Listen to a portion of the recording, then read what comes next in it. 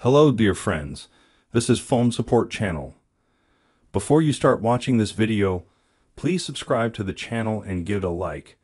And also write your feedback in the comments if this video helped you, or if you have any questions. Thank you. In this video, I want to show and tell you how to pin or unpin chat in your messages on your iPhone. Here's the most standard app. I open it up, and I want one of the chats to always be at the top of all the chats. How do you pin it? Well, you find the chat you want. You pinch it with your finger and press the pin button. Done. You've just pinned the chat. To unhook it, you pinch it again and unhook it. As you can see, it's a very quick and easy way to do it. Done. Nothing complicated at all.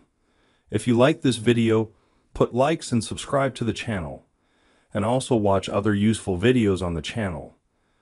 That was Phone Support. Bye bye. See you later.